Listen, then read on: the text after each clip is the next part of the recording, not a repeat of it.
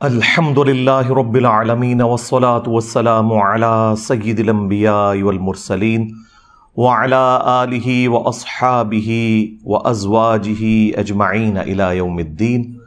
الحمدللہ آج 14 مئی 2023 کو سنڈے کے دن ہمارا یہ پبلک سیشن نمبر 94 منعقد ہونے جا رہے ہیں۔ آپ کے یہ ریئل ٹائم سوالات پرچیوں کی شکل میں میرے پاس آ چکے ہیں، انشاءاللہ انہیں بھی ہم بعد میں ڈسکس کرتے ہیں۔ پہلے ایک کرنٹ افیئر کے طور پر سنڈے والے دن ہم کوئی نہ کوئی اسپیشل ٹاپک ضرور ڈسکس کرتے ہیں۔ اسی کانٹیکسٹ میں میں نے سوچا کہ اس ویک آپ کو پتہ ہے 3-4 دن پہلے میں نے ایک پوسٹ لگوائی تھی اپنے یوٹیوب کے چینل کے تھرو، حرمت والے رشتوں کے اعتبار سے جو ایک اس کی کورالری کے طور پر چیز تھی، اس پہ میرا رجوع آیا تھا۔ تو اسی سے مجھے پھر کلک ہوا کہ آج تک پچھلے آلموسٹ 15 سالوں میں جن جن مواقع کے اوپر میں نے عقائد اور نظریات کے اعتبار سے یا فقہی احکام و مسائل کے اعتبار سے رجوع کیا ہے، اسے ہم ایک جگہ جمع کر دیں۔ ایک تو وہ رجوع ہیں جو احادیث کی صحت کے اعتبار سے ہوتے ہیں، اس سے ایز سچ کوئی فرق نہیں پڑتا کیونکہ اوورآل ڈاکٹرن وہی رہتی ہے۔ ڈاکٹرن کی سپورٹ میں کوئی روایت پیش کی، اس کی صحت میں اختلاف ہے، اس سے اوورآل جو ڈاکٹرن قرآن اور سنت سے ثابت ہے اس میں کوئی فرق نہیں پڑتا۔ البتہ اگر کوئی ڈاکٹرن کھڑی اسی حدیث کے اوپر ہے اور وہ حدیث اصول محدثین پر میجورٹی کے نزدیک صحیح نہیں ہے تو پھر اس پہ بات ہو سکتی ہے، اور اللہ کے فضل سے اس طرح کی تو کوئی چیز نہیں ہوتی۔ مثال کے طور پر آج سے آلموسٹ 10 سال پہلے میں نے حیات النبی صلی اللہ علیہ وآلہ وسلم سے متعلق مسئلہ نمبر 5 ریکارڈ کروایا تھا، بڑا تفصیلی 2 گھنٹے کا۔ اس میں میں نے ایک حدیث بیان کی تھی اور اس کی صحت کے اعتبار سے میں نے بتایا تھا کہ یہ اصول محدثین کے اوپر ضعیف ہے، لیکن اس وقت بھی میں نے بتایا تھا کہ اس کے اندر جو عقیدہ ڈسکس ہوا ہے وہ بالکل درست ہے، کیونکہ جو لوگ اس حدیث کو ضعیف سمجھتے ہیں ان کے نزدیک بھی جو حیات النبی کا عقیدہ ہے صلی اللہ علیہ وآلہ وسلم، یعنی قبر مبارک میں رسول اللہ صلی اللہ علیہ وآلہ وسلم آخرت کی زندگی کے ساتھ زندہ ہیں، جو اس دنیا کی زندگی سے مختلف ہے، کیونکہ دنیا کی زندگی میں آکسیجن چاہیے، کھانا پینا ہے، ٹوائلٹ ہے۔ آخرت کی زندگی ان تمام چیزوں سے آزاد ہے۔ یعنی اس میں جس طریقے سے ہمارے بریلوی مکتب کے لوگ یا دیوبند کے لوگوں نے غلو کیا اور المحند علی المفند میں انہوں نے لکھا کہ ہم رسول اللہ کی مبارک زندگی کو قبر اطہر کے اندر دنیا کی سی مانتے ہیں، تو میں نے اس کے اوپر گرفت کی تھی۔ لیکن آپ کا جسم مبارک بالکل صحیح سلامت ہے۔ آج بھی اگر قبر مبارک کھودی جائے تو اللہ کے محبوب صلی اللہ علیہ وآلہ وسلم اسی حالت میں لیٹے ہوئے ہوں گے جس حالت میں آپ کو دفنایا گیا تھا۔ تو اس کی سپورٹ میں ایک حدیث ہے جس کے اوپر شیخ زبیر لزئی صاحب نے ذوف کا حکم لگایا تھا، اور وہ مرتے دم تک اس بات کے اوپر قائم رہے۔ مشکات المصابیح کے اندر بھی انہوں نے اس کے اوپر ضعیف ہونے کا حکم لگایا، لیکن انصاف کیا کہ انہوں نے فٹ نوٹ پہ لکھ دیا کہ جمہور محدثین اور محدثین کی ایک کثیر تعداد نے اس حدیث کو صحیح کہا ہے، یہ انہوں نے فٹ نوٹ پہ لکھ دیا۔ اور اس پر ترا یہ کہ انہوں نے جو الگ سے ایک کتاب فضل الصلاۃ علی النبی کا جب ترجمہ اور اس کی شرح لکھی تو اس میں انہوں نے اس روایت کو پھر سے ضعیف لکھا، لیکن ساتھ ہی بتایا کہ یہ جو عقیدہ ہے نا کہ قبر اطہر میں رسول اللہ کا جسم مبارک صلی اللہ علیہ وآلہ وسلم بالکل سلامت ہے، تو یہ عقیدہ درست ہے۔ اور اس کی سپورٹ میں انہوں نے المصنف ابن ابی شیبہ سے سیدنا عمر فاروق رضی اللہ تعالیٰ عنہ کا قول پیش کیا کہ جب حضرت دانیال علیہ السلام کا تابوت نکلا پرشین امپائر گرنے کے بعد، تستر شہر جب فتح کیا صحابہ کرام نے علیہم رضوان، تو انہوں نے ایک خط حضرت عمر کو لکھا تو اس کے جواب میں حضرت عمر نے لکھا کہ یہ حضرت دانیال علیہ السلام کا جسم اطہر ہے، اور انبیاء کے جسموں کو نہ آگ کھاتی ہے، نہ مٹی کھاتی ہے، نہ کوئی درندہ کھاتا ہے۔ یہ 3 جملے اس میں انہوں نے لکھے، جو اس بات کا ثبوت ہے کہ صحابہ کرام کا یہی عقیدہ تھا۔ اب یہ وہ روایت ہے جس روایت کو وہ لوگ بھی صحیح سمجھتے ہیں جو سنن ابی داؤد کی اس روایت کو ضعیف کہتے ہیں۔ ان اللہ حرم علی الارض ان تأکل اجساد الانبیاء، بے شک اللہ تعالیٰ نے حرام کیا ہے انبیاء کے حق میں کہ مٹی ان کے جسموں کو کھائے۔ اس روایت کو میرے علم کی حد تک 2 ہی محدثین ہیں جنہوں نے ضعیف کہا، ایک امام بخاری ہیں اور دوسرے ہمارے استاد شیخ زبیر لیزئی صاحب ہیں۔ اور وہ شیخ زبیر صاحب کو بھی وہی دھوکہ لگا جو امام بخاری کو لگا، ظاہر انسان تھے۔ اس میں ایک راوی ہے جس کا نام ہے عبد الرحمن بن یزید بن جابر۔ امام بخاری اور شیخ زبیر صاحب کا موقف ہے کہ یہ عبد الرحمن بن یزید بن تمیم ہے۔ اب دیکھیں، وہ ان کے نام ان کے باپوں کے نام تو سیم ہے، دادوں کے نام میں فرق ہے۔ اگر یہ دادے کا نام جابر ہے پھر تو وہ ثقہ اور صدوق راوی ہے، جو کہ ہمارا موقف ہے اور جمہور محدثین کا، جو شیخ زبیر صاحب نے خود فٹ نوٹ پہ بھی لکھا مشکات المصابیح کی تحکیم کے دوران کہ ایک کثیر جماعت نے اس حدیث کو صحیح کہا ہے۔ اور دوسری طرف امام بخاری کہتے ہیں کہ یہ عبد الرحمن بن یزید بن جابر نہیں بلکہ عبد الرحمن بن یزید بن تمیم ہے، اور یہ انہیں ایک مغالطہ لگا جس کی وجہ سے انہوں نے اس روایت کے اوپر ضعف کا حکم لگایا۔ لیکن عقیدہ وہ بھی یہی مانتے تھے، بلکہ وہ تو ایک سٹیپ آگے ہیں۔ صحیح بخاری میں انہوں نے ایک روایت لی ہے کہ حضرت عمر فاروق رضی اللہ تعالیٰ عنہ کی وفات کے آلموسٹ 65 سال کے بعد، 60+ ایئرز کے بعد، حجر عائشہ کی جب دیوار گری ولید بن عبد الملک کے دور میں تو ایک پاؤں ظاہر ہو گیا، لوگ پریشان ہوئے۔ پھر عروہ ابن زبیر کو بلایا گیا جو سیدہ عائشہ کے بھانجے تھے، ان کے محرم تھے اور اکثر جاتے تھے حجر عائشہ میں۔ تو انہوں نے جب قبروں کی لوکیشن دیکھی تو انہوں نے کہا کہ یہ حضرت عمر کا پاؤں ہے، یہ رسول اللہ کا پاؤں نہیں ہے صلی اللہ علیہ وآلہ وسلم، کیونکہ لوگ پریشان ہو گئے کہ شاید یہ رسول اللہ کا پاؤں مبارک ہے۔ پھر وہ حضرت عمر کا پاؤں اندر کر کے دوبارہ سے اسے دفنا دیا گیا۔ اب یہ امام بخاری صحیح بخاری میں لے کر آئے ہیں، یعنی وہ یہ بتانا چاہ رہے ہیں کہ انبیاء کا پروٹوکول تو ہے ہی ہے، لیکن اگر اللہ چاہے تو غیر نبی کے لیے بھی یہ پروٹوکول کر سکتا ہے کہ اس کے جسم کو محفوظ رکھے۔ لیکن یہ جسم کا محفوظ ہونا کسی کی ولایت کے لیے اکلوتی دلیل نہیں ہے۔ اگر جسم محفوظ بھی نہ رہے تو اس کا کوئی مطلب نہیں ہے کہ کوئی یہ رزلٹ نکالے کہ کوئی شخص مردود ہے۔ کئی صحابہ کرام ہیں، ان کے جسموں کے ٹکڑے کیے گئے ہیں دفنانے سے پہلے، مسلح کیا گیا ہے، تو ان کے جسم تو سلامت قبر سے باہر نہیں رہے ہیں، تو اندر والا معاملہ تو بعد میں ڈسکس ہوگا۔ تو یہ کسی کی بزرگی کی دلیل کے طور پر نہیں اسے پیش کرنا چاہیے۔ ہاں، جن کو اللہ پروٹوکول دیتا ہے وہ ان کا پروٹوکول ہے، لیکن اگر کسی کو پروٹوکول نہ ملے تو اس کا یہ مطلب نہیں کہ وہ کوئی بزرگ نہیں ہے۔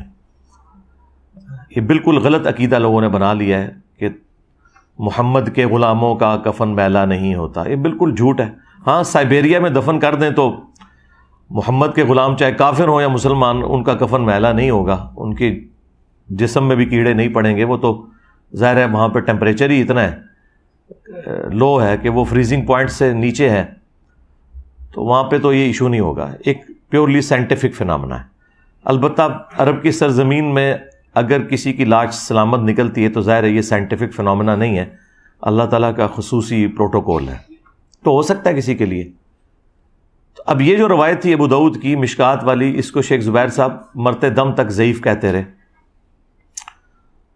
عقیدے کو درست سمجھتے رہے، وہ میں نے آپ کو بتایا۔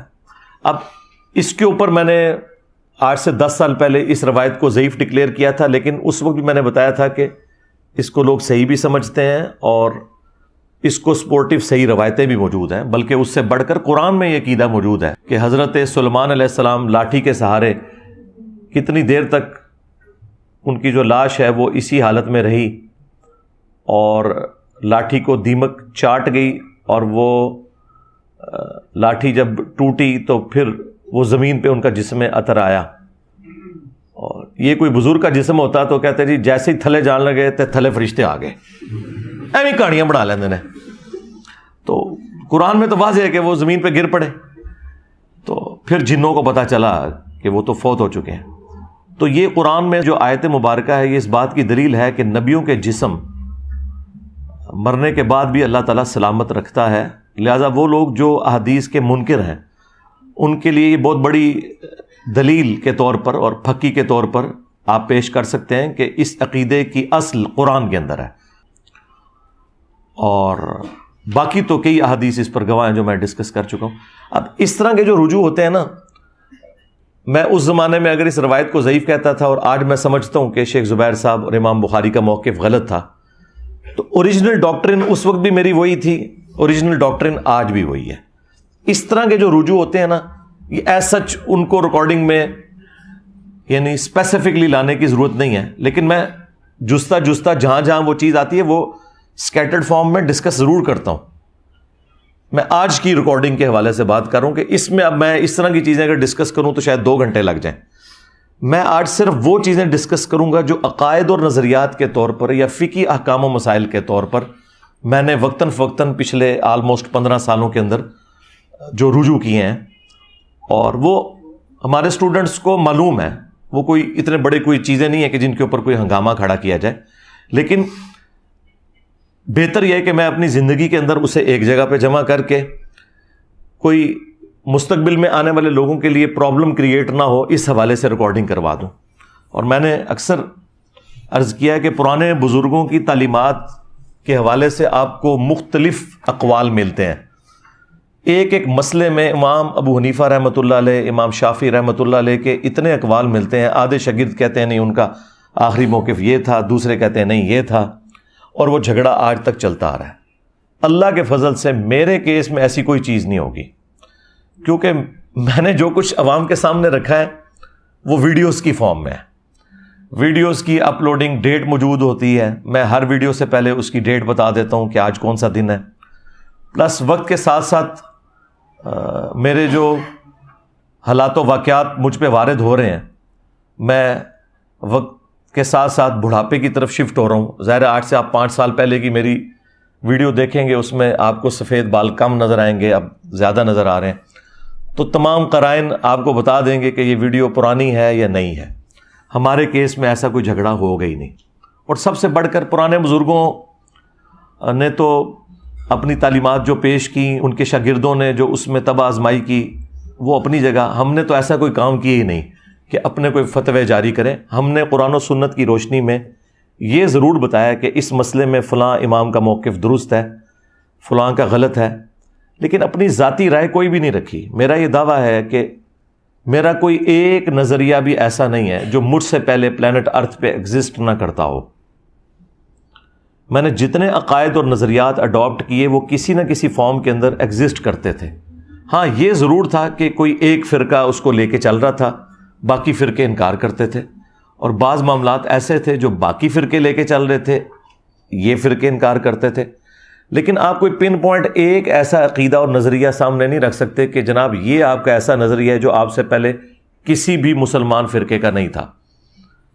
اور میں ان فرقوں کی بات نہیں کر رہا جو وقت کے ساتھ ختم ہو چکے، میں ان فرقوں کی بات کر رہا ہوں جو آج کی ڈیٹ میں 14 مئی 2023 تک زندہ ہیں، اور ان کے فالورز لاکھوں کروڑوں کی تعداد میں موجود ہیں۔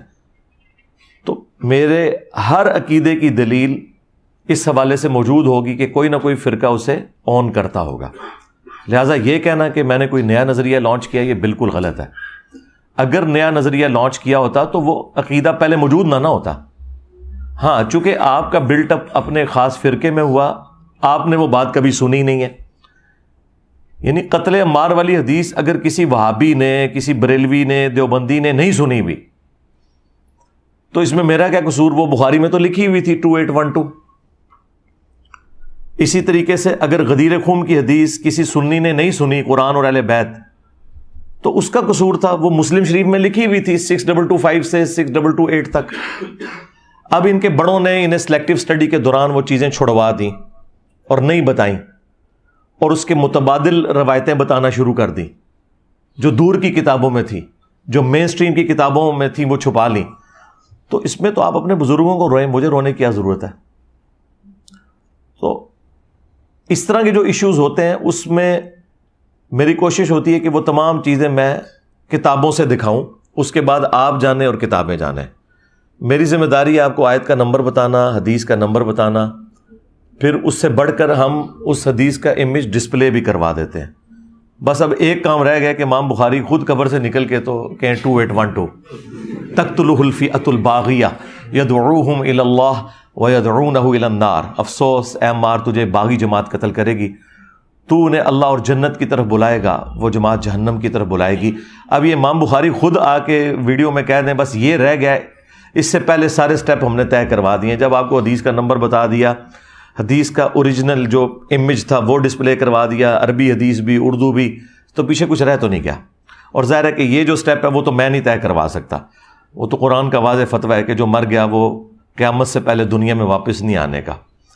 تو یہ تو ہم نہیں کر سکتے. تو آخری درجے تک کر دیا. آپ اس حدیث کو فالو کریں، جو آپ کو اس حدیث سے فہم لگتا ہے کہ درست ہے وہ آپ لے لیں. آپ کو ایک ہی حدیث کے اوپر مختلف فہم نظر آ جائیں گے لوگوں کے، ایک 2 نمبری کر رہا ہوگا، ایک بالکل اس کو اسی طریقے سے مان رہا ہوگا. ظاہر ہے کہ جب ایاک نعبد و ایاک نستعین کے ہوتے ہوئے کروڑوں مسلمان بابوں کو پکار رہے ہیں، تو اس کے مقابلے کے اندر کسی حدیث کی کوئی غلط تعویل کوئی کر لے تو یہ بہت چھوٹی بات ہے.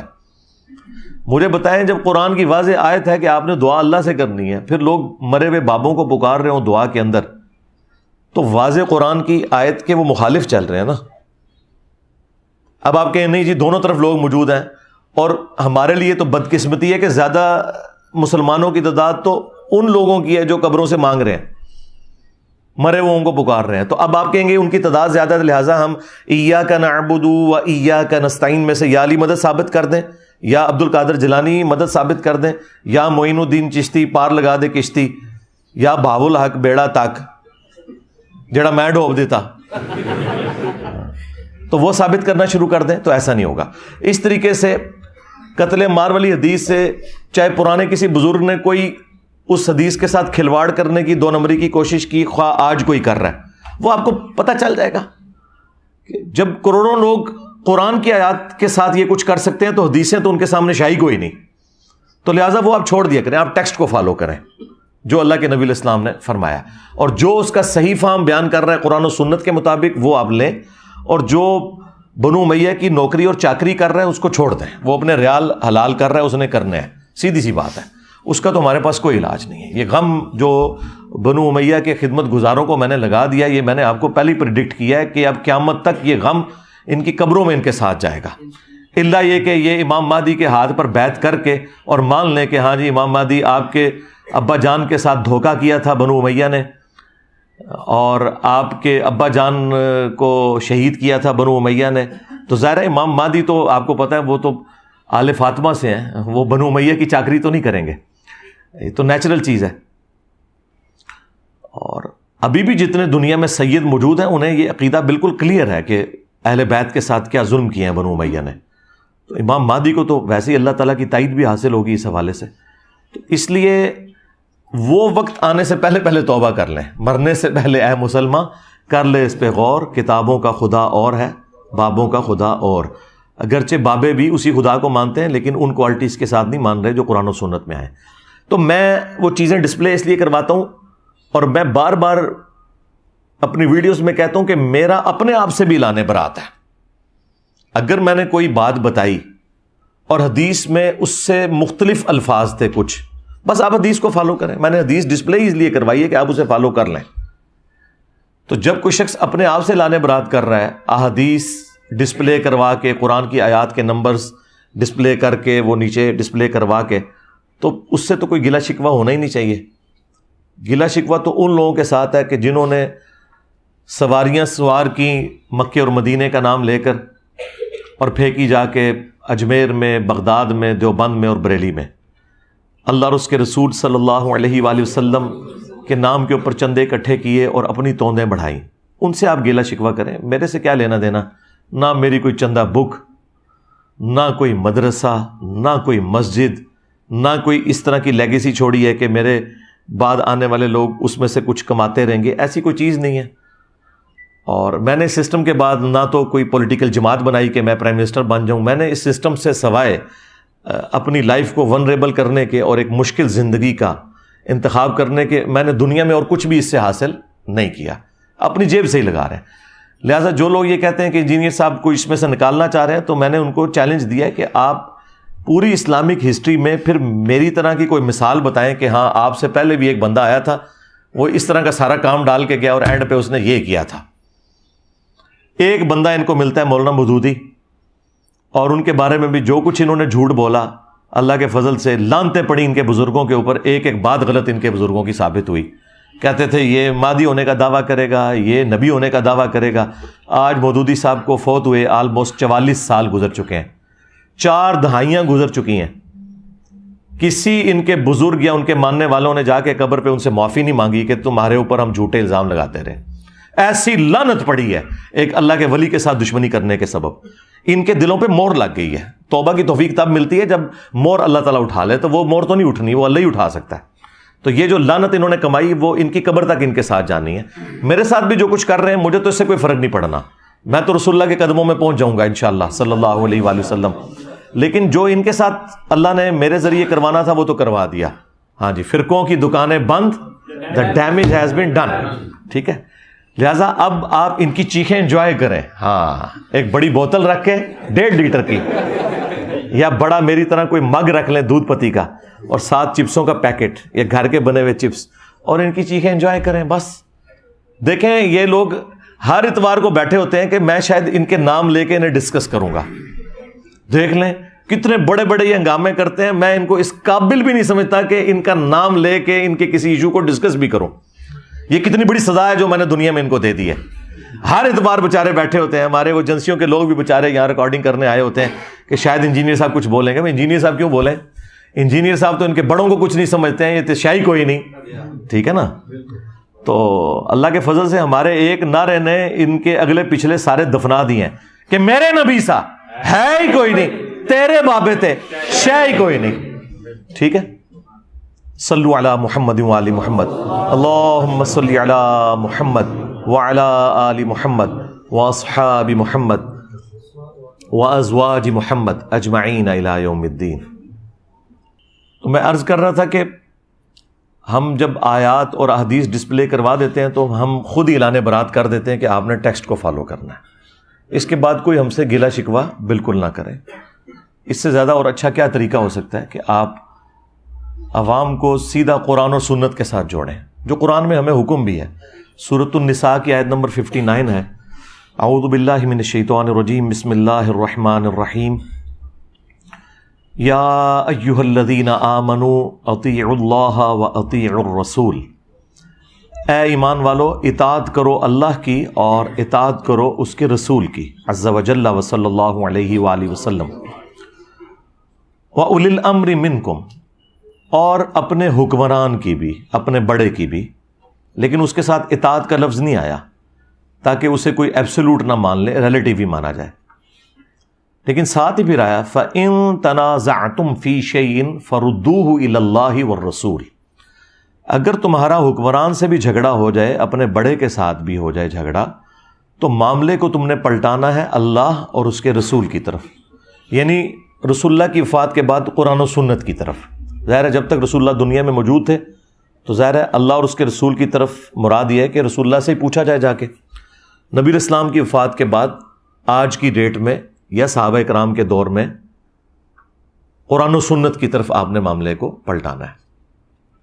ان کنتم تؤمنون باللہ والیوم الآخر، اگر تم اللہ پر اور آخرت کے دن کی جواب دہی پر ایمان رکھتے ہو تو تمہارا ایٹیچیوڈ یہی ہوگا کہ تم ہر معاملے میں اللہ اور اس کے رسول کو دیکھو گے، یعنی بزرگ بابوں کو نہیں دیکھنا، بلکہ کہا گیا بزرگ بابوں سے اختلاف کرنا ہے۔ ہاں تنازع ہو جائے نا جب، اور بزرگ بابوں سے تو قرآن و سنت کی طرف بات کو پلٹانا ہے. ذالک خیر و احسن تأویلا، اسی میں تمہارے لیے خیریت ہے اور اسی کا انجام آخرت میں بہتر ہونے والا ہے. کس چیز کا؟ کہ جو لوگ اپنے معاملات کو قرآن و سنت سے حل کرتے ہیں اور اندھے بن کے کسی کے پیچھے نہیں چلتے. یہ تقلید کے خلاف بہت بڑی دلیل ہے یہ آیت مبارکہ. اس کے اوپر میں نے تفصیل کے ساتھ مختلف ویڈیوز ریکارڈ کروائی ہیں. مسئلہ 197 میرا دیکھ لیں. پھر تقلید کے نام کے اوپر ڈرامہ بازی، یہ میری ایک ویڈیو تھی، اس میں نے اس آیت کے حوالے سے کافی کچھ ڈسکس کیا تھا. میں ایگزامپل کے طور پر 2-4 باتیں کر دوں، پھر میں وہ آخر میں وہ 10 رجوع بتاؤں گا. باقی ان کی تفصیلات بتانے کی ضرورت نہیں ہے، میں صرف اس پہ ورڈکٹ ہی دوں گا کیونکہ اس پہ الگ سے میری ویڈیوز ریکارڈڈ ہیں. میں اصل میں یہ ڈاکٹرن آپ کو کلیئر کرنا چاہتا ہوں کہ کوئی شخص بھی اتھارٹی نہیں ہے اللہ اور اس کے رسول عز و جل و صلی اللہ علیہ وآلہ وسلم کے بعد.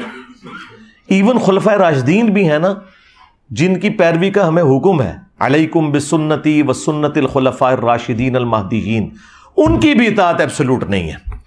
ان سے بھی مسئلے مس ہینڈل ہوئے ہیں اور صحابہ کرام نے ان سے رجوع کروایا ہے.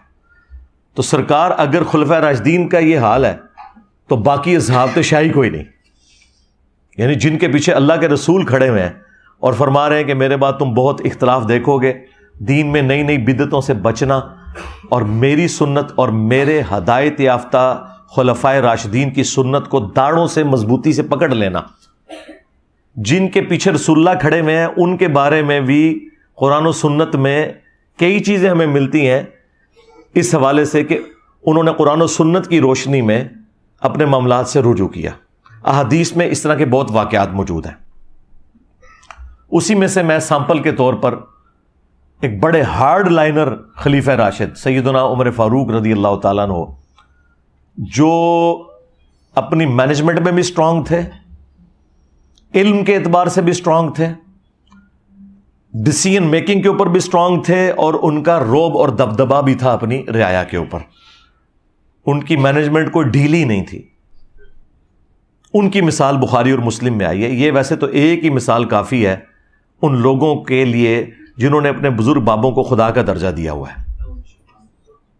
بخاری مسلم دونوں میں حدیث ہے، سیدنا عمر فاروق رضی اللہ تعالیٰ عنہ مسجد نبوی میں تشریف لائے تو انہوں نے دیکھا کہ حضرت حسان ابن ثابت اور حضرت ابو ہریرہ آمنے سامنے بیٹھے ہیں اور حضرت حسان انہیں نعتیہ اشعار سنا رہے ہیں مسجد میں بیٹھ کے.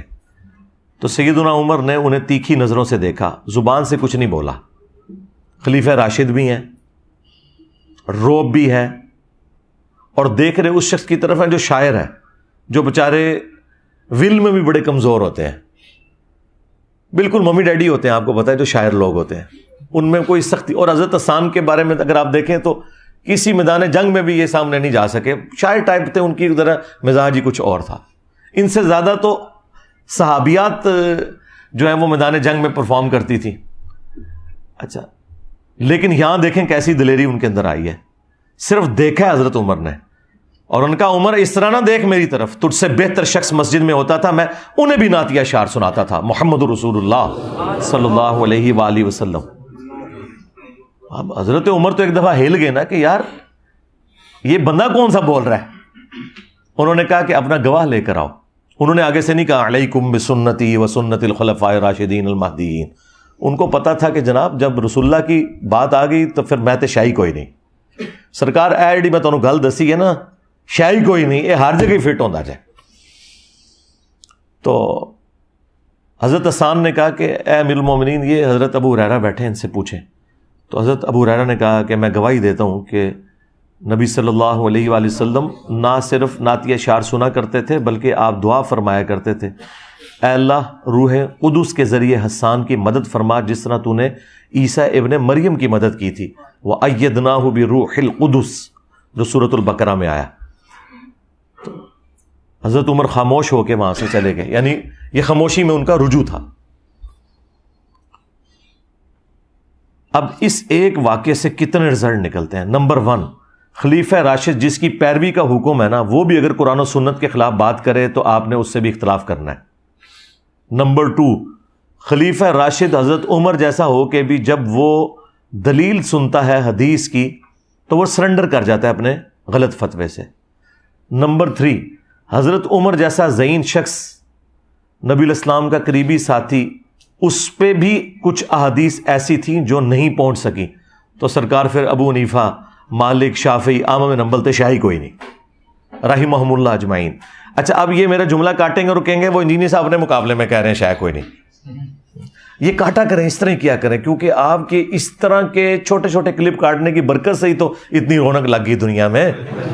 ہاں، لوگوں نے کیا ہے، یہ کیڑا پاگل ہے جو اس ماڈرن دور میں اس طرح بزرگوں کو چیلنج کرتا پھر رہا ہے، تو انہیں پتہ چلتا ہے بھئی وہ بزرگوں کی تعلیمات ہی تو آگے لے کے چل رہا ہے۔ ہاں، ان کے بزرگوں کی نہیں، جو قرآن و سنت کے خدمت گزار بزرگ تھے ان کی تعلیمات، کیونکہ سارے ائمہ نے ہمیں یہی سکھایا کہ ہماری کوئی بات بھی قرآن و سنت کے خلاف ہو اسے دیوار پہ دے مارو۔ یہ چاروں ائمہ کے اقوال شاہ ولی اللہ دہلوی نے حجت اللہ البالغہ میں باقاعدہ نقل کی ہیں، اور امام مالک نے تو کمال فرمایا کہ اس صاحب قبر صلی اللہ علیہ وآلہ وسلم کے سوا کوئی ایسا شخص نہیں کہ جس کی ہر بات مقبول ہو اور کوئی بات مردود نہ ہو، اور اس پلانٹ ارتھ پہ اس صاحب قبر صلی اللہ علیہ وآلہ وسلم کے سوا کوئی ایسا شخص نہیں کہ جس سے اختلاف نہ کیا جا سکے سوائے رسول اللہ کے صلی اللہ علیہ وآلہ وسلم۔ تو بس یہ کتابوں میں لکھی رہ گئی، اور ہم اس لیے مطعون ٹھہرے ان کی نظر میں کہ ہم نے وہ پبلک کو بتا دی۔ یہ تو چاہتے تھے کہ ابھی بھی پردہ پڑا رہے، تو وہ دیکھیں حضرت عمر فاروق رضی اللہ تعالیٰ عنہ نے فوراً رجوع کیا، انہوں نے نہیں کہا کہ مجھ سے ایسی کوئی حدیث چھپی رہ سکتی ہے۔ اور ایک اور رزلٹ چوتھا یہ نکلا کہ حضرت عمر حضرت ابو ہریرہ کو ثقہ اور صدوق مانتے تھے، جس طرح بعض غالی شیعہ رافضیوں نے یہ کہا کہ حضرت عمر نے حضرت ابو ہریرہ پر پابندی لگا دی تھی حدیثیں بیان کرنے کے اعتبار سے، تو ان کا بھی رد ہو گیا کہ حضرت عمر حضرت ابو ہریرہ کو ثقہ اور صدوق راوی مانتے تھے، ان کی گواہی قبول کی ہے انہوں نے۔ تو یہ کتنے سارے مدنی رزلٹس، مدنی پھول ملے اس ایک واقعے سے۔ ایک اور واقعہ سنیں، بخاری مسلم دونوں میں ہے وہ۔ یہ ابو ہریرہ جو حدیث کی فیلڈ کے امام ہیں، سب سے زیادہ حدیث جس بندے سے روایت ہے، جو امیر المومنین حضرت عمر کو بھی حدیثیں بتا رہے ہیں جو حدیثیں انہیں نہیں پتا، ان کے ساتھ بھی مس ہیپننگ ہو گئی، بخاری مسلم دونوں میں ہے۔ یہ 30 سال تک یہ فتویٰ دیتے تھے، حضور کی وفات کے بعد 30 سال تک یہ کہتے تھے۔ یہ 30 ایئرز میں نے اس لیے نکالے ہیں کہ یہ خلافت راشدہ کے بعد کا واقعہ ہے، کیونکہ مروان بن حکم جب مدینے کا گورنر بنا تو وہ حضرت معاویہ رضی اللہ تعالیٰ عنہ کا دور تھا، اس زمانے میں آ کے حضرت ابو ہریرہ نے توبہ کی اپنے اس غلط فتوے سے، تو یہ 30 سال ایٹ لیسٹ بنتے ہیں خلافت راشدہ کے، آپ وہ 30 سال کر لیں، 30 سے کم نہیں بنتے، زیادہ ہی بنتے ہیں۔ تو حضرت ابو ہریرہ یہ فتویٰ دیتے تھے کہ جس شخص کے اوپر غسل فرض ہے نا، وہ روزہ نہیں رکھ سکتا جب تک کہ اپنا غسل اتار نہ لے۔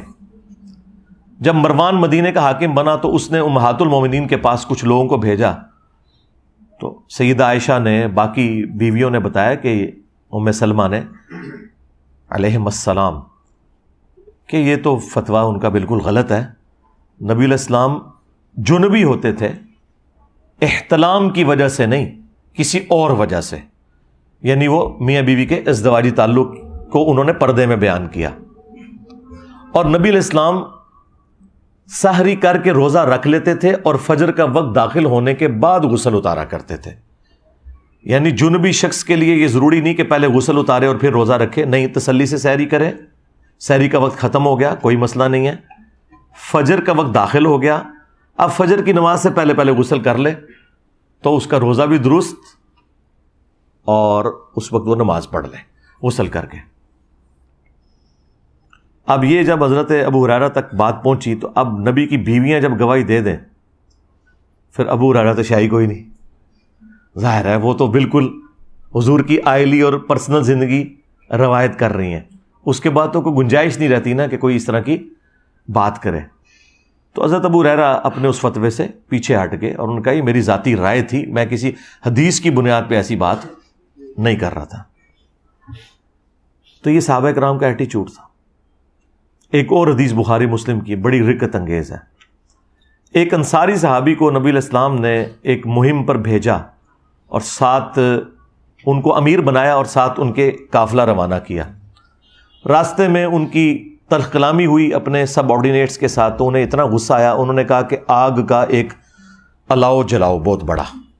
جب وہ جل گیا تو انہوں نے کہا کہ میں تمہیں حکم دیتا ہوں، چونکہ میں رسول اللہ کا بنایا ہوا امیر ہوں، میری اطاعت نبی کی اطاعت ہے اور نبی کی اطاعت اللہ کی اطاعت ہے، میں تمہیں حکم دیتا ہوں کہ تم اس آگ میں چھلانگ لگاؤ. اللہ کے فضل سے کوئی ایک بھی انفی نہیں تھا ان میں، وہ سارے محمدی تھے. انہوں نے کہا کہ ہم یہ تیرا حکم نہیں مانیں گے. مجھے بتائیں ایک انصاری صحابی کا اگر حکم نہیں مان رہے صحابہ کرام تو امام حنیفہ تو شاہی کوئی نہیں کہ ان کا غلط فتویٰ ہم مان لیں. صحابی سے تو بڑا کوئی نہیں ہو سکتا نا، اور وہ صحابی وہ جسے نبی نے امیر بنایا ہو صلی اللہ علیہ وآلہ وسلم. اور پھر صحابہ نے ایک بڑا زبردست جملہ بولا وہاں پہ کہ ہم نے آگ سے بچنے ہی کے لیے تو رسول اللہ کا دامن کرم تھاما تھا، تو ہمیں اسی آگ میں پھینک رہا ہے.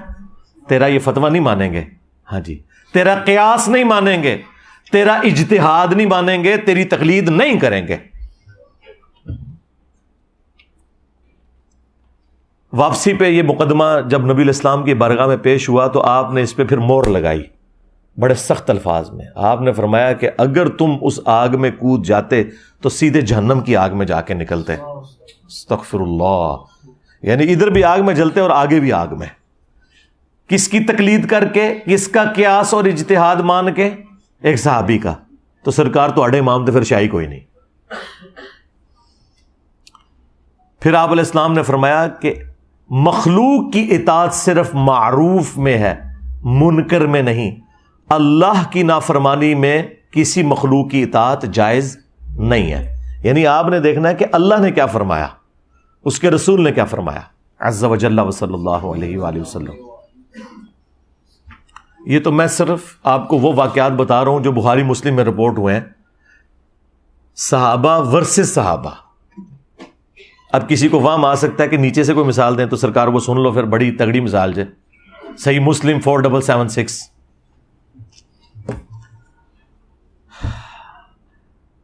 عبداللہ بن عمر بن عاص خانہ کعبہ کی دیوار کے ساتھ ٹیگ لگائے بیٹھے ہیں اور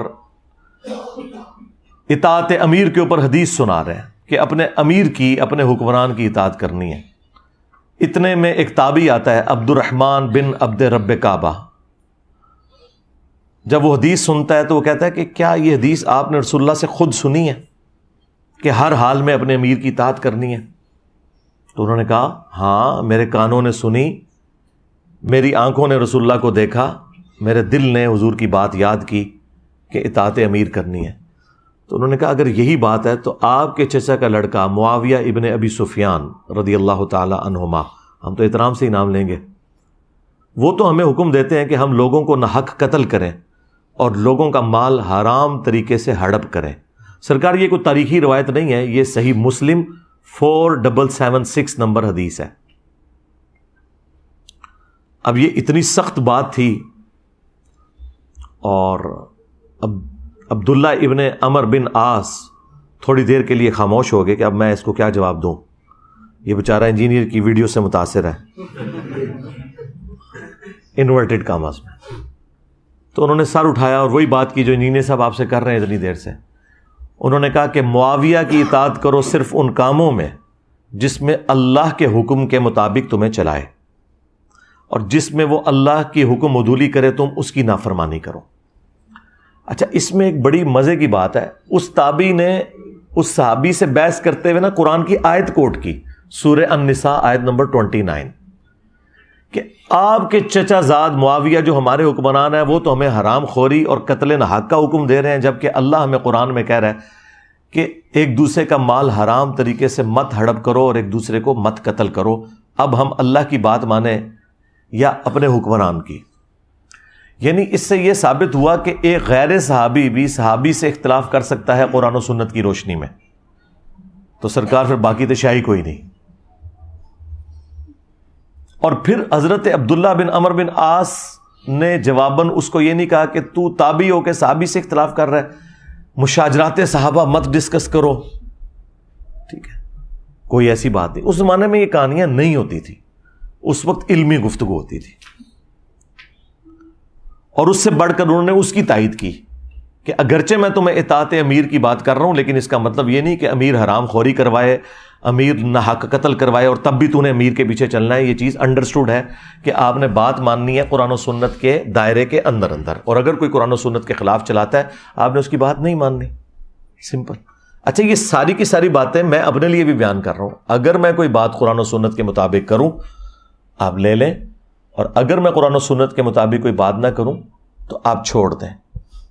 لیکن اس کی بنیاد کے اوپر آدھے میرے کلپ کاٹ کے مجھے گستاخ رسول ڈکلیئر کرنا، گستاخ صحابہ کہنا، گستاخ اہل بیت کہنا، گستاخ اولیاء کہنا، بجائے علمی اختلاف کرنے کے، اور خود یہ فرقے ایک دوسرے کو کافر کہتے ہیں، اس کے باوجود آپ دیکھ رہے ہیں کہ آپ نے اپنی زندگی میں وہ اتحاد امت دیکھا ہے کہ جو شاید آنے والی نسلوں میں بھی ممکن نہ ہوتا، کہ اہل حدیث جو ہیں وہ بریلویوں کو سپورٹ کر رہے ہیں میرے خلاف، اور کیا چاہیے آپ کو؟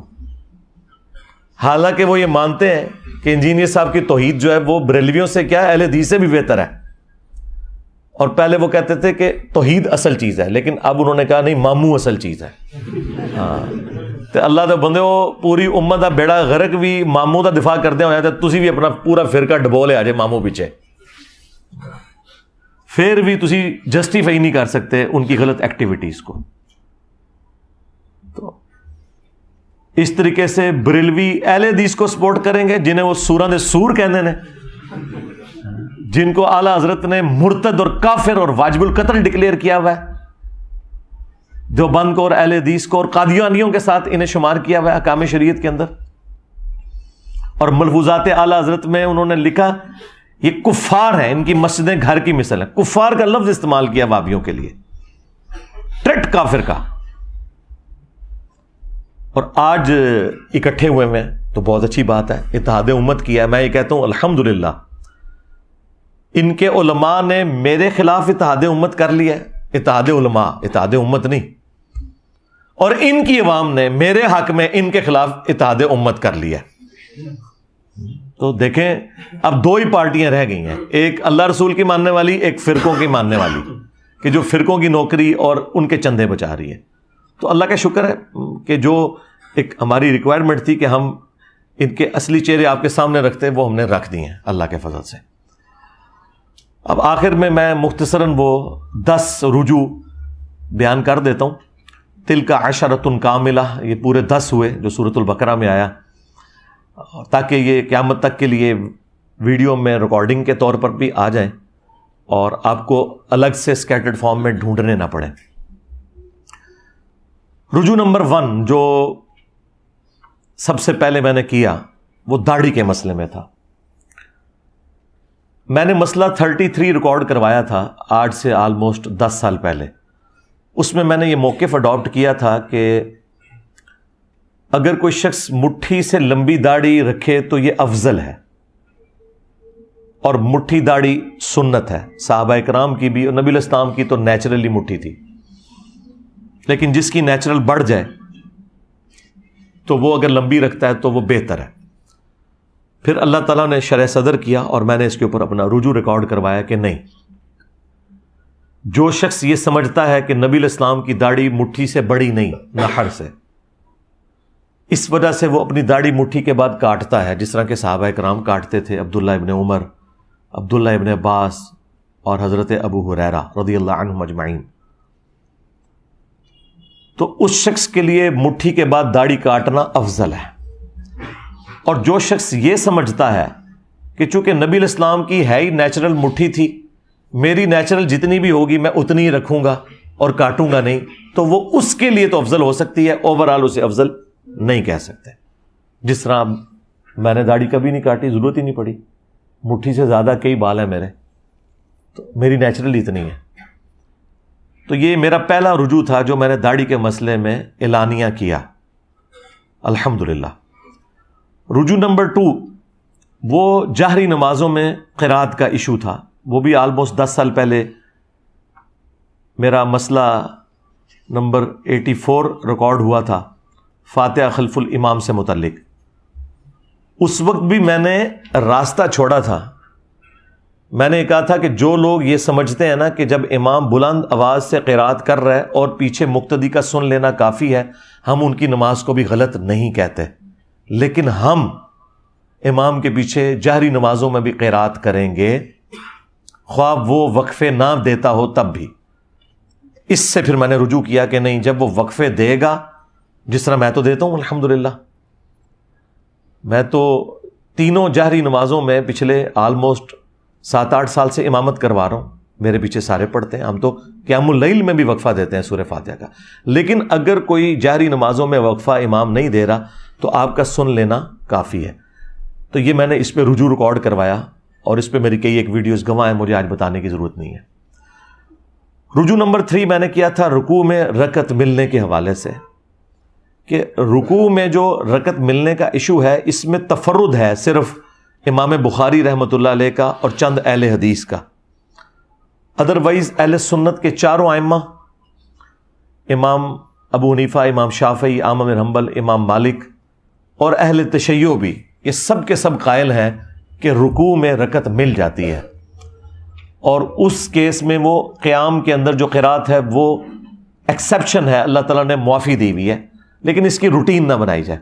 اس کے حوالے سے میں نے دلائل ذکر کیے ہیں، وہ آپ میری ویڈیو دیکھ لیں، نیو امام کے پیچھے فاتحہ کا مسئلہ، اس میں نے قرات کا ایشو بھی ڈسکس کیا اور رکوع میں رکعت ملنے کا، اور یہ صحابہ کرام کے فتووں کی بنیاد پہ ہے۔ عبداللہ ابن مسعود رضی اللہ تعالیٰ عنہ کے ساتھ ایک بندہ نماز پڑھ رہا تھا، تو وہ رکوع میں ملا اور اس نے سلام پھیرنے کے بعد اپنی ایک رکعت مکمل کی، تو ابن مسعود نے اسے پکڑ کے بٹھا دیا کہ تیری نماز مکمل ہو چکی ہے، رکوع میں رکعت مل جاتی ہے۔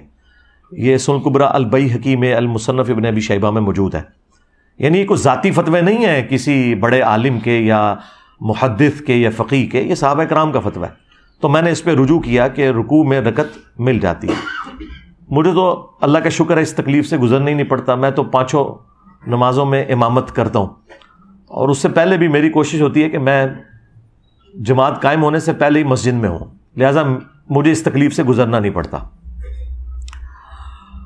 رجوع نمبر 4 میں نے کیا تھا وہ باپا جانی کے حوالے سے۔ میرے ایک دوست نے مجھے کہا جی میرے پاس ایک ویڈیو آئی ہے جس میں انہوں نے کہا کہ اگر آپ کی چپل الٹی ہو جائے، یعنی اس کا تلوا آسمان کی طرف ہو جائے، تو آپ نے وہ چپل سیدھی نہیں کرنی۔ تو میں بھی جناب پھر بغیر ٹکٹ کے ان کے اوپر چڑھ دوڑا، ویڈیو ریکارڈ کروا دی۔ وہ جب ویڈیو 4-4.5 لاکھ پہ پہنچ گئی، اور مجھے کچھ لوگوں نے بتایا کہ جناب انہوں نے تو ویڈیو میں بالکل الٹ بات کی ہوئی ہے، جو آپ کہہ رہے ہیں وہی بات انہوں نے کی ہوئی ہے۔ تو پھر میں نے اس دوست کے ساتھ جو تو کی وہ کی، اس کے بعد پھر میں نے نہ اس سے پہلے کوئی واقعہ ایسا رپورٹ ہوا ہے نہ اس کے بعد، جب تک میں خود دیکھ نہ لوں، پوری تسلی نہ کر لوں، میں کوئی رائے قائم نہیں کرتا۔ اسی لیے میں اپنا ٹویٹر اکاؤنٹ نہیں بناتا کہ بعد میں ٹویٹس جو ہیں وہ جس ملک میں ISPR کے DG کو اپنے ٹویٹس ڈیلیٹ کرنی پڑ جائیں تو باقی تو شاہی کوئی نہیں۔ تو مجھے کیا تکلیف ہے کہ میں ٹویٹر اکاؤنٹ بنا کے تو رجوع ریکارڈ کراتا رہوں، پہلے تھوڑے کٹے میں کھولے انہیں ایک اور کھول لوا۔ اس لیے میں بڑی تسلی کے ساتھ معاملات کو دیکھ کے کوئی رائے قائم کرتا ہوں۔ بہرحال ان واقعات سے آپ لرن کرتے ہیں، جیسا صحابہ کرام اگر غزوہ احد میں نبی علیہ السلام کی نافرمانی کر کے 70 صحابہ شہید نہ ہوتے، حضور کے داں شہید نہ ہوتے، تو صحابہ کرام کی ٹریننگ کیسے ہونی تھی؟ کل کو رومنز اور پرشینز کے خلاف اس طرح کی حکم عدولی افورڈ ہو سکتی تھی؟ کیا صحابہ سپر پاورز کا مقابلہ کر سکتے تھے اتنے لوز ڈسپلن کے ساتھ؟ اگر وہ غزوہ احد والی غلطی کے بعد اللہ تعالیٰ نے 60 آیات میں انہیں ڈانٹ پلا کے ان کی اصلاح نہ کی ہوتی؟ تو ان واقعات سے آپ لرن کرتے ہیں، یہ اللہ کی ہمیشہ سنت رہی ہے۔ پھر میں نے اس کے اوپر وہ ویڈیو بھی ڈیلیٹ کروائی، اس پہ رجوع بھی ریکارڈ کروایا اور معذرت کی میں نے۔ 5واں جو میرا رجوع تھا وہ 12 ربیع الاول کے روزے سے متعلق، آلموسٹ آج سے میں نے 11 سال پہلے ویڈیو میں کہا تھا کہ 12 ربیع الاول کا آپ روزہ اگر رکھ لیں تو یہ جائز ہے، لیکن پھر بعد میں میری توجہ اس حوالے سے دلوائی گئی کہ سوموار کا روزہ تو ثابت ہے صحیح مسلم میں، نبی علیہ السلام کی پیدائش کی خوشی میں اور قرآن کے نزول کی خوشی میں، لیکن 12 ربیع الاول کا روزہ کہیں پہ رپورٹ نہیں ہوا۔ تو میں نے اس پہ پھر اپنا رجوع ریکارڈ کروایا تھا کہ 12 ربیع الاول کا روزہ آپ نہیں رکھیں گے، آپ نے میلاد کی خوشی منانی ہے تو صحیح مسلم میں جو آیا فیہ ولدت وفیہ انزل علیہ، اسی دن میں پیدا ہوا اور اسی دن مجھ پہ پہلی وحی نازل ہوئی، آپ پیر کا ہی روزہ رکھیں گے، 12 ربیع الاول کا روزہ نہ رکھیں۔ رجوع نمبر 6، آلموسٹ 8-9 مہینے پہلے میرے سامنے ایک پرچی آئی، وہ پڑھتے پڑھتے میں اختلاط کا شکار ہو گیا۔ یہ محدثین کے ہاں ایک ٹرم بولی جاتی ہے کہ دو چیزیں مکس ہو جانا، اگرچہ پڑھا آپ نے کچھ اور ہوتا ہے لیکن آپ کا دماغ کہیں اور گیا ہوتا ہے، اس وقت اس سے ملتی جلتی کسی بات کے ساتھ وہ مکس ہو جاتا ہے۔ اس کی بہت ساری مثالیں، امام بخاری امام مسلم کو بھی اختلاط لگا ہے کئی معاملات میں، اور وہ آج تک کتابوں میں ہے، راویوں کے ناموں میں ان کو اختلاط لگ گیا، بعد کے لوگوں نے بتایا نہیں یہ امام بخاری نے راوی کا نام غلط لکھ دیا، وہ الگ سے ایک ٹاپک ہے۔ وہ اختلاط اس طرح ہوا کہ مجھے ایک پرچی کسی نے بھیجی کہ جی وہ زیادہ ہنسنے سے دل مردہ ہو جاتا ہے، تو میں نے اس وقت کہہ دیا کہ یہ تو پاپا جانی نے کہا ہے۔ اچھا، میرے دماغ میں یہ تھا جو ہمیں بچپن سے پڑھایا جاتا تھا، چونکہ میں بھی دعوت اسلامی میں رہا، کہ جی زیادہ ہنسنے سے قبر میں اندھیرا ہوتا ہے، اور مسجد میں دنیاوی باتیں کرنے سے قبر میں اندھیرا ہوتا ہے۔ یہ ساری وہ جھوٹی روایتیں ہیں جو گھڑی گئی ہیں، لیکن یہ جو الفاظ ہے نا کہ زیادہ ہنسنے سے دل مردہ ہوتا ہے، اس میں بھی جتنی روایتیں ہیں وہ کمزور درجے کی ہیں۔ ایک روایت جامعہ ترمذی سنن ابن ماجہ میں حسن درجے تک پہنچتی ہے، لیکن بہرحال وہ روایت تو موجود ہے۔ تو وہ بعد میں مجھے کسی نے پرچی لکھ کے بھیجی کہ جی اس طرح روایت موجود ہے۔ میں نے جب چیک کی تو میں نے پھر 2-3 مختلف ویڈیوز کے اندر اس کے حوالے سے رجوع ریکارڈ کروایا کہ یہ مجھ سے مس ہینڈلنگ ہوئی، اور وہ اختلاط ہو جاتا ہے کسی بندے کو۔ رجوع نمبر 7، آج سے آلموسٹ 6 سال پہلے میں نے ایک جو ہماری مجلس چلا کرتی تھی نا، ان مجالس میں نے ایک ویڈیو میں ایک حدیث بیان کی صحیح بخاری کی، سورۃ النساء کی آیت کے کانٹیکسٹ میں، شان نزول کے طور پر، اور اب وہ حدیث کے قرائن بتا رہے تھے کہ میں نے رزلٹ تو بالکل ٹھیک نکال لیا، لیکن وہ رزلٹ درست نہیں تھا۔ نبی علیہ السلام کے جو پھوپھی زاد تھے حضرت زبیر رضی اللہ تعالیٰ عنہ، ان کا ایک شخص کے ساتھ جھگڑا ہوا، پانی لگانے کے کانٹیکسٹ میں۔ باغ کو پانی لگایا جاتا تھا نا، تو آج کل بھی آپ کو پتا ہے گاؤں ایریا میں کتنے جھگڑے ہوتے ہیں پانی کی، وہ جو نکالی ہوتی ہیں نالیاں ان کے اوپر۔ جب نبی علیہ السلام کی خدمت میں پیش ہوا، آپ نے پورے شواہد کی بنیاد پہ فیصلہ حضرت زبیر کے حق میں کر دیا۔ اس شخص نے اس کے جواب میں کہا کہ ہاں یہ آپ کی پھوپھی کا لڑکا ہے نا، اسی لیے آپ نے اس کے حق میں فیصلہ کیا۔ اب ظاہر ہے کہ یہ تو سیدھی سیدھی منافقانہ اپروچ ہے، اس میں تو کوئی شک ہی نہیں ہے۔ پھر اس پہ ترا یہ کہ اس پہ قرآن کی آیت نازل ہوئی کہ یہ اس وقت تک مومن ہی نہیں ہو سکتے کہ جب تک اپنے ہر فیصلے میں اے اللہ کے نبی آپ کو اپنا حاکم نہ مان لیں، اور پھر اپنے دل میں بھی کوئی تنگی محسوس نہ کریں اس فیصلے پہ۔ صرف اوپر اوپر سے نہیں ماننا کہ چلو جی ریٹ آف دی گورنمنٹ کو مانتے ہوئے یا قانون کی حکمرانی کو مانتے ہوئے میں کر لیتا ہوں لیکن وہی میرے نال زیادتی ہے، نہیں۔ رسول اللہ کے کیس میں آپ دل میں بھی اگر خیال لے کر آئے کہ میرے ساتھ زیادتی ہوئی ہے، ایمان سے فارغ۔ یہ آیت نازل ہوئی اس موقع پہ، تو میرا رزلٹ بالکل جینون تھا۔ میں نے کہا کہ وہ منافق تھا۔ اب جب میں نے بولا یہ منافق تھا تو قرائن کے مطابق تھا، جس طرح بخاری مسلم میں کہ ابن ابی بلتہ نے جب نبی علیہ السلام کی مخبری کر دی تو حضرت عمر نے کیا کہا تھا، یا رسول اللہ اجازت دے میں اس منافق کا گلا کاٹ دوں کہ جس نے نبی کا راز لیک کیا ہے۔ تو آپ نے فرمایا کہ عمر چھوڑ دو، بدری صاحب کی اگلی پچھلی غلطیاں معاف ہے۔ ایٹیچیوڈ منافقانہ تھا اس کا، لیکن تھا وہ بدری صاحبی، دنیا سے مغلوب ہو گیا۔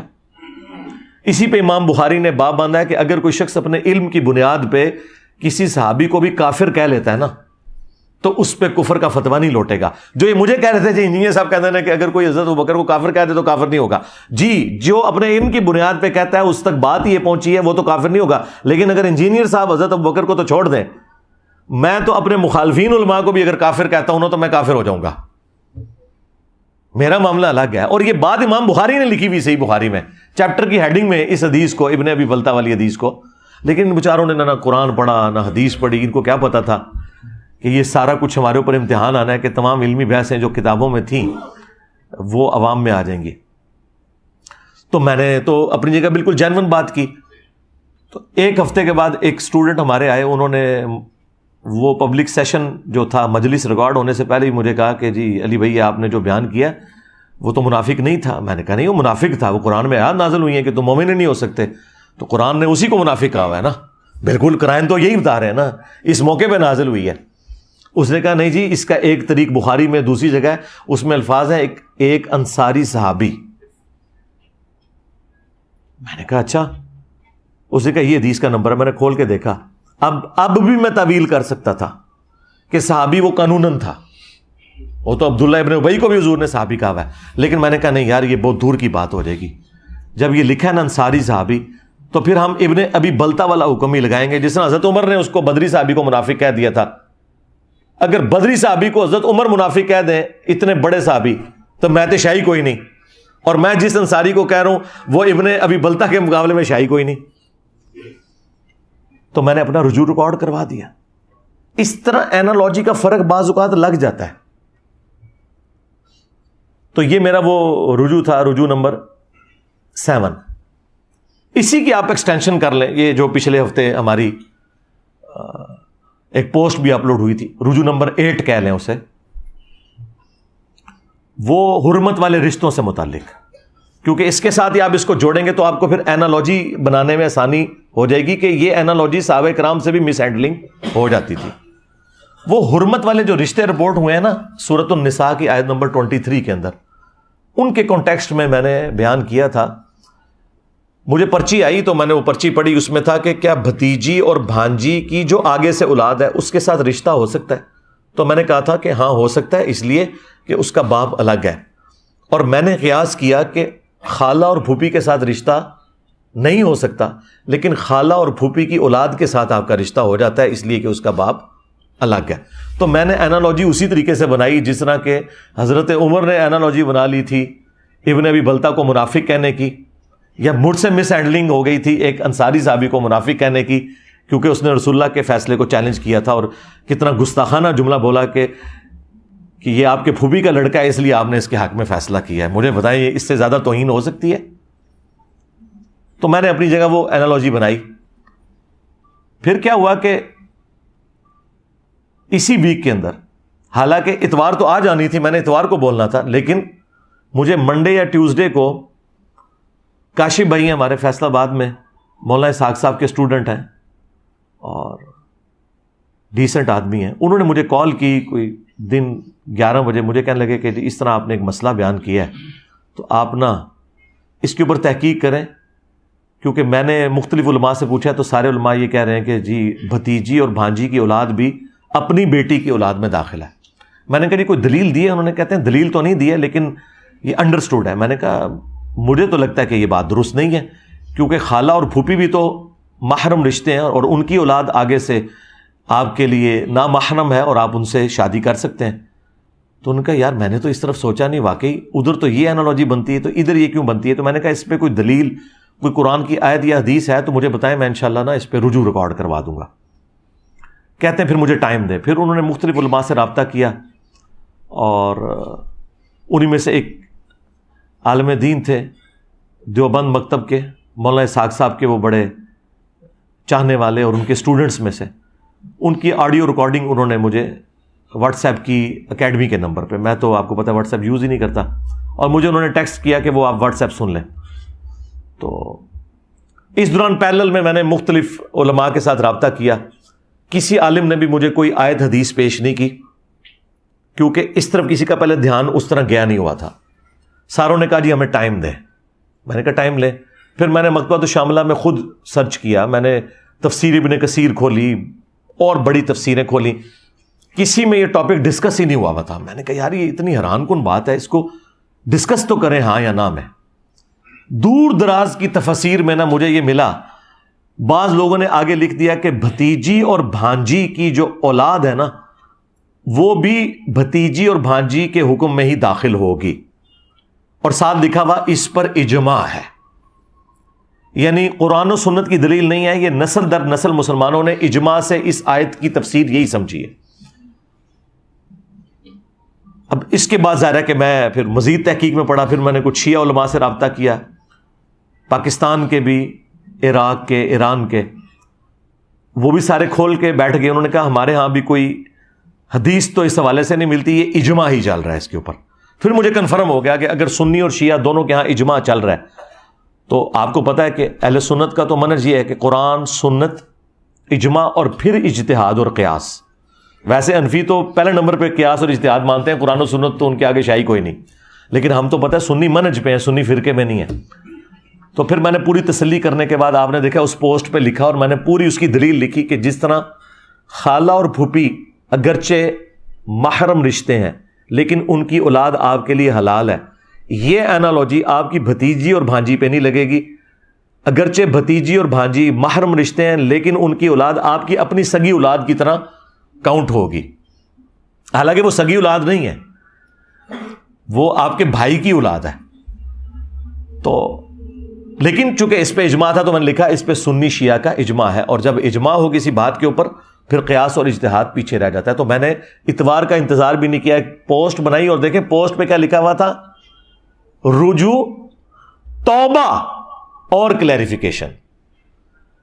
ان کی تو موت ہے یہ توبہ کا لفظ لکھ دیں، انہوں نے تو چشتی رسول اللہ، اشرفی رسول اللہ سے توبہ نہیں کی ہوئی ہے اتنے بڑے بڑے بلنڈرز کے ساتھ۔ تو میں نے اس پہ توبہ کا لفظ بھی لکھا، اور پھر بعض لوگوں نے نیچے کومنٹس کیے کہ اس پہ ویڈیو بنائے، میں نے کہا انشاءاللہ ویڈیو میں کلیریفیکیشن دے دوں گا۔ اور دیکھیں اس شر میں سے کتنا بڑا خیر نکلا کہ میں نے وہ سارے کے سارے رجوع جو 15 سالوں میں تھے وہ ایک جگہ جمع آج کر رہا ہوں، اس کی برکت سے۔ یہ فائدہ ہوتا ہے نا۔ یہ 8 مکمل ہو گئے جی رجوع، اور اب رجوع نمبر 9، اور وہ رجوع نمبر 9 حال ہی میں تازہ میں نے کیا ہے کہ مزارات پہ آپ جا سکتے ہیں۔ میں شروع دن سے مخالف تھا کہ قبروں پہ جانا ہے، جو مسلم میں حدیث ہے قبروں پہ جاؤ تاکہ آخرت کی یاد آئے، یہ دنیا سے بے رغبتی دلاتی ہیں۔ اور میں نے کہا تھا یہ مزار جو ہے نا یہ رسول اللہ کی نافرمانی میں بنائے گئے ہیں۔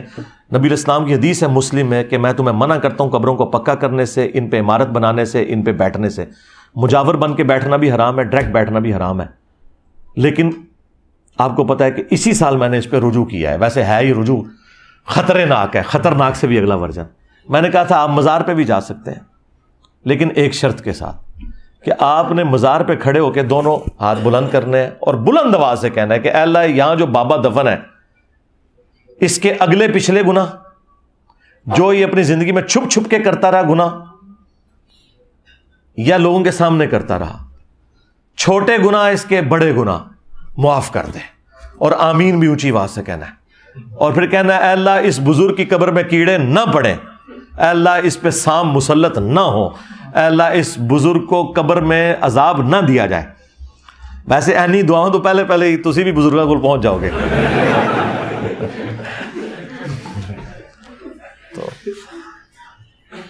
تو ظاہر ہے یہ تو پھر نہ جانے والی بات ہوئی نا۔ تو اس شرط کے ساتھ میں نے کہا تھا کیونکہ آپ وہاں اعلان حق بلند کرنے کے لیے جا رہے ہوں گے تو آپ جائیں، ویسے قبرستان روزانہ جائیں، لیکن مزارات تو اڈے بنے ہوئے ہیں شرک کے، اڈے بنے ہوئے ہیں رسول اللہ کی نافرمانی کے عز و جل و صلی اللہ علیہ وآلہ وسلم، تو وہاں جانے کی کوئی گنجائش نہیں۔ اگر جانا ہے تو تبلیغ کے لیے آپ جا سکتے ہیں، جس طرح نبی الاسلام بھی مشرکین عرب کے خیموں میں توحید کی دعوت دیتے تھے حج کے موقع کے اوپر، تو وہ آپ جا سکتے ہیں۔ تو یہ میرا رجوع نمبر 9 تھا۔ اور رجوع نمبر 10 جو میں نے بڑی مشکل سے کیا، جو میرے لیے بڑی تکلیف دہ چیز تھی، لیکن بہرحال ظاہر ہے کہ جب بہت زیادہ اختلاف کھڑا ہوتا ہے تو پھر آپ کو اس کے اوپر رجوع کرنا پڑتا ہے۔ وہ آلموسٹ 8 سے 4 سال پہلے میں نے یا 3 سال پہلے کیا، اور وہ تھا حضرت معاویہ رضی اللہ تعالیٰ عنہ کی غلطی کو اجتہادی غلطی کہنا۔ اس سے میں نے رجوع کیا کہ ان کی غلطی اجتہادی نہیں تھی بلکہ وہ جان بوجھ کر تھی، اور احادیث اور آیات اسی پر گواہ ہیں کہ ان کی غلطی کو کسی صورت اجتہادی نہیں کہا جا سکتا۔ زیادہ سے زیادہ ان کی غلطی اجتہادی قتل عمار سے پہلے کنسیڈر ہو سکتی ہے۔ قتل عمار کے بعد جب ان کے اپنے ساتھیوں میں سے بھی کئی لوگوں نے توبہ کر لی اور انہیں آ کے سمجھایا، اس کے باوجود وہ اپنی غلطی پر اڑے رہے، اب اسے اجتہادی نہیں کہا جا سکتا۔ اور اس پہ میرا تفرد نہیں ہے، جو آج ٹھیکیدار بنے ہوئے نا سنیت کے، ان کے بڑے بابوں نے یہ لکھا ہوا ہے، اور یہ کتنے منافق ہیں عملاً کہ ان بابوں کا نام بغیر وضو کے نہیں لیتے اور میرا نام بغیر لانتوں کے نہیں لیتے۔ تو جڑیں بڑھو نہ انہیں بابے نو پڑھو اور کہو کہ او رافضی سن، وہ اگر رافضی ہیں تو ان کی اپنی سنیت فارغ ہو جائے گی۔ تو آلموسٹ 3-4 سال پہلے آپ کو پتا ہے کہ ایک شیعہ کے جلوس کے اندر حضرت معاویہ رضی اللہ تعالیٰ عنہ پہ لعنت کی، جس کو میں نے کنڈیم کیا، اور اس کانٹیکسٹ میں میں نے ایک تفصیلی ویڈیو بھی ریکارڈ کروائی تھی کہ صحابہ کرام کو گالی دینا حرام ہے، اس میں میں نے سب و شتم والی ساری روایتیں ڈسکس کی، اور ایک اور ویڈیو اسی دوران میں نے ریکارڈ کرائی جس میں میں نے اجتہادی غلطی والے معاملے میں رجوع کیا، اور اس کا عنوان تھا حضرت معاویہ رضی اللہ تعالیٰ عنہ 15 اہل سنت کے اماموں کے اقوال کی روشنی میں۔ یہ میری یعنی بہترین ویڈیوز میں سے، جس میں نے پرانے سارے بزرگوں کے اقوال اس حوالے سے بتائے، اور ان میں نے ان کے حنفیوں کے بڑے بزرگوں کا حوالہ بھی دیا تھا، ملا علی قاری کا۔ ملا علی قاری 1014 ہجری میں فوت ہوئے، ان سے بڑا کوئی حنفیوں کا امام نہیں ہے، یہ چند بڑے اماموں میں سے ہیں امام حنیفہ کے بعد اس امت میں جن کے اوپر پوری حنفیت کھڑی ہوئی ہے، اور یہ کوئی لوکل امام نہیں ہے۔ ملا سے مراد آپ ملا عمر کی کوئی رشتہ داری نہ سمجھیے گا، یہ ملا علی قاری پوری دنیا میں اتھارٹی مانا جاتا ہے حنفیوں کے ہاں، کیونکہ اس نے مشکات المصابیح کی شرح لکھی مرقہ، اور اس شرح میں چونکہ مشکات المصابیح تو احادیث کا مجموعہ ہے اور پوری فقہ حنفی کی موت ہے حدیثیں ڈسکس کرنا، تو اسے ایک شرح لکھنی پڑی فقہ حنفی کو ثابت کرنے کے لیے حدیثوں کے خلاف۔ تو کوئی بڑا بندہ ہی چاہیے تھا نا جو ہر حدیث کو کاؤنٹر کر کے کہتا نہیں ہمارا امام صحیح کہہ رہا ہے، یہ حدیث غلط ہے۔ تو اس کے لیے ایک امام لانچ ہوا ملا علی قاری، جو بریلویوں اور دیوبندیوں کے امام اور حنفیوں کے بڑے امام، اور بریلوی دیوبندی کی تقسیم سے پہلے کے ہیں وہ۔ ملا علی قاری نے مرقہ لکھی، اور اس میں جب حدیث آئی نا 5878 قتل عمار والی حدیث، تو اس میں انہوں نے کچھ جملے لکھے، اور اب یہ اردو ترجمے کے ساتھ تو اب انہوں نے شائع کیے دیوبندیوں نے، میں تو بہت پہلے اپنے پمفلٹ کربلا بارے میں اسے ڈال چکا تھا۔ انہوں نے جو جملے لکھے ہیں نا، میری ویڈیوز تو اس کے سامنے شائع کوئی نہیں۔ انہوں نے پہلا جملہ لکھا اس میں کہ حضرت معاویہ پر واجب تھا کہ وہ خلیفہ وقت علی ابن ابی طالب کی بیعت کر لیتے، یعنی انہوں نے واجبیت کا ترک کیا۔ جو مسلم میں آتا ہے جو بغیر امام کے بیعت کے مرا وہ جاہلیت کی موت مرا، وہ ساری حدیثوں کے حوالے سے انہوں نے کہا کہ ان پہ واجب تھا کہ اپنے امام کو پہچانتے۔ نمبر 2، دنیا کی منفعت کے لیے خلافت کے حصول کے لیے اپنی خواہش کو ترک کر دیتے ہیں، یعنی انہوں نے کہا کہ یہ جو حضرت علی کے خلاف وہ لڑے، وہ کوئی قصاص عثمان کا چکر نہیں تھا، بلکہ وہ خود خلیفہ بننا چاہتے تھے۔ دیکھ لو، یعنی ایک بندہ اندر تک وڑ گیا ہے، وہ دل دیکھ اور فتویٰ لگا رہا ہے۔ اچھا، نمبر 3،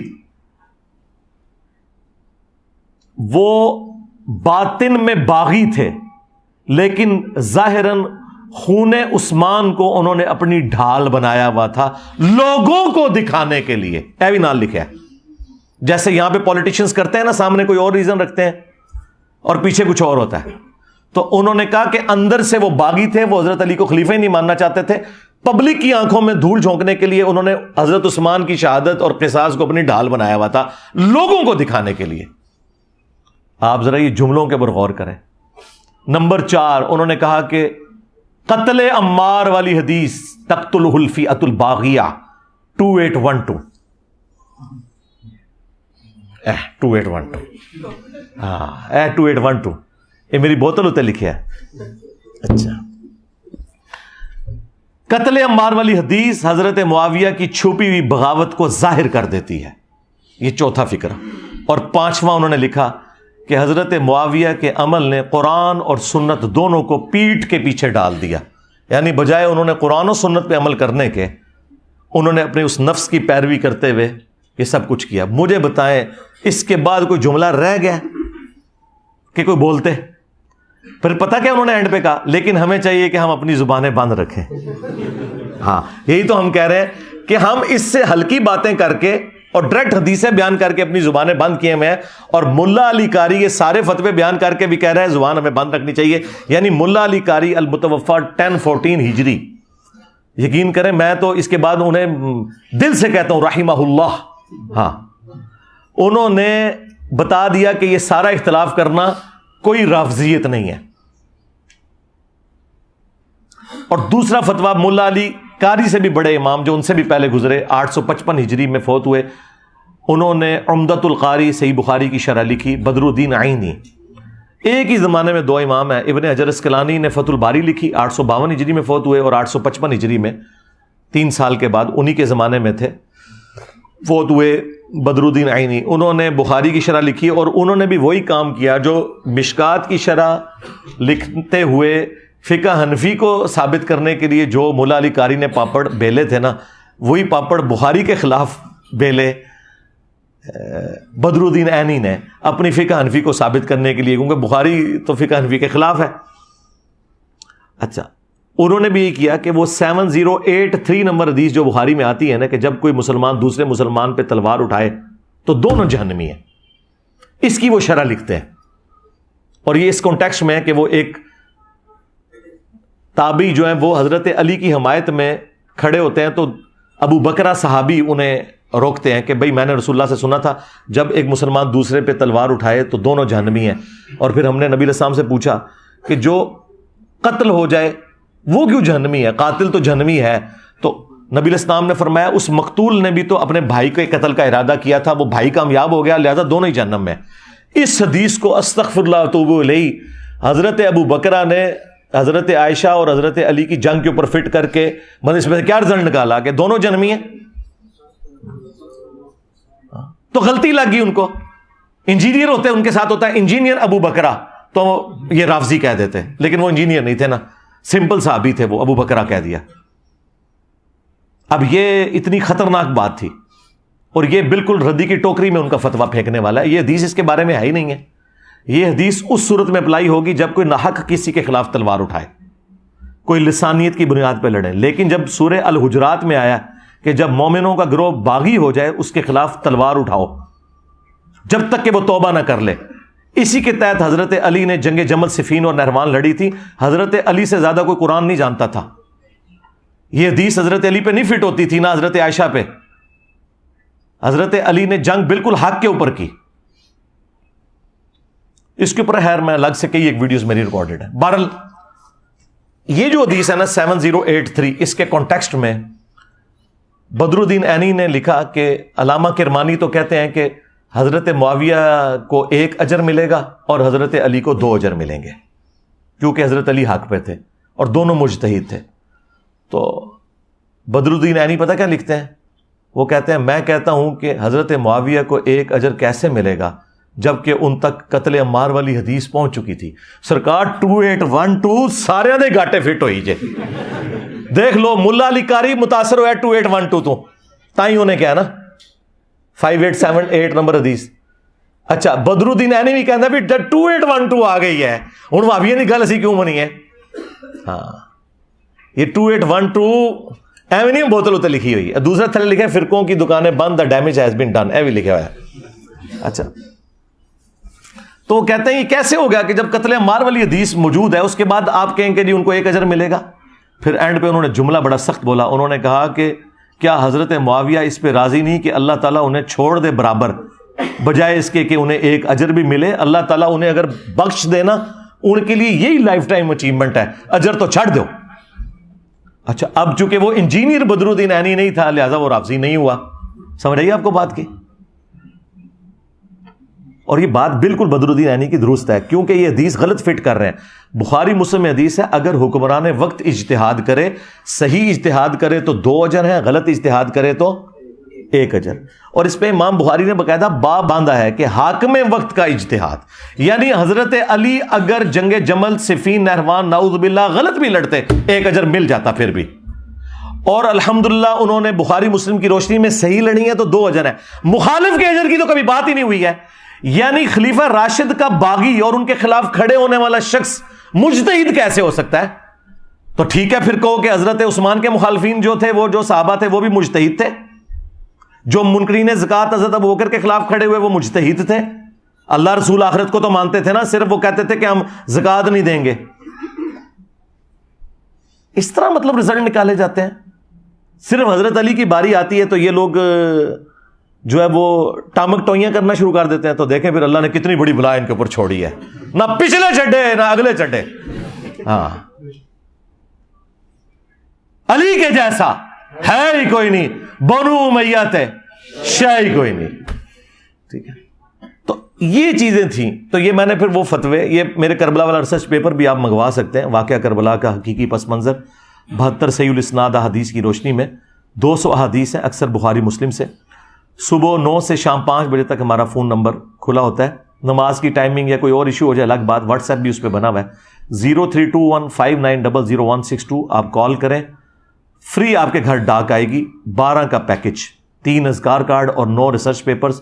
اس میں کربلا والا ریسرچ پیپر بھی ہے اور 8 مزید ہیں. صرف آپ کو TCS کا 500 روپیہ خرچہ دینا ہے, آپ کے گھر یہ فری جائے گا. ہم لاکھوں بانٹ چکے ہیں اللہ کے فضل سے, کوئی مسئلہ ہی نہیں ہوتا. میں مسلح اٹھاتا ہوں, نیچے سے سونے کی ایک ڈلی نکالی, عثمان بھائی کو دیتا ہوں, جا کے بیچتے ہیں, پھر 1,85,20 چھپوا لینا. کوئی مسئلہ ہی نہیں. تو فری جاتا ہے. اور یہاں پہ جتنے لوگ آ رہے ہیں پچھلے آلموسٹ 10-12 سال سے, اللہ کے فضل سے سب کو ہم ریسرچ پیپرز فری دیتے ہیں. آپ لوگوں کو بھی اینڈ میں مل جائیں گے انشاءاللہ تعالی.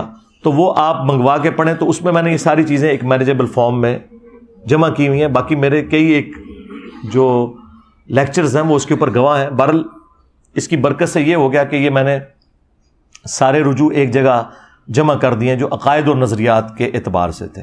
باقی میں نے آپ کو کہا کہ کسی روایت کے حوالے سے کوئی حکم ہے تو اس کے اوپر پھر یہی ہے کہ چونکہ اوریجنل ڈاکٹرن میری نہیں بدلتی, تو میں کسی روایت کے حوالے سے کوئی بات کر دوں تو اس سے کوئی فرق نہیں پڑتا. اوریجنل ڈاکٹرن اپنی جگہ پہ موجود ہے, اور اس کی میں نے مثال آپ کو شروع میں بھی دے دی. اور بھی کئی ایک مثالیں موجود ہیں, وہ آپ کو ویڈیو سے پتہ چل جائیں گی. بہرحال اللہ کا شکر ہے کہ یہ میرے ایک ذمہ قرض تھا جو میں نے اپنی زندگی میں اتار کے اس کو ویڈیو ریکارڈنگ میں لے آیا ہوں, تاکہ آپ کو ادھر ادھر بھاگنا نہ پڑے. کیونکہ جی دسو جی انجینئر صاحب نے کتنے رجوع کیتا ہے جی اس گال تو وہ آپ یہ ایک ہی ویڈیو, اس کا ہم اردو میں بھی ٹائٹل رکھ دیں گے, انجینئر کے 10 رجوع, یا جو بھی ایک آپٹیمل اس وقت اردو میں بنے گا وہ انشاءاللہ ہم رکھ دیں گے, تاکہ آپ کو اس حوالے سے آسانی ہو جائے. ہمارا یہ جو آج کا پبلک سیشن نمبر 94 ہے بمطابق 14 مئی 2023, اللہ کے فضل سے یہ بھی ریکارڈنگ ہوگی. صلو علی محمد و آل محمد, اللہم صلی علی محمد وعلی آل محمد و اصحاب محمد و ازواج محمد و امت محمد اجمعین الی یوم الدین, آمین.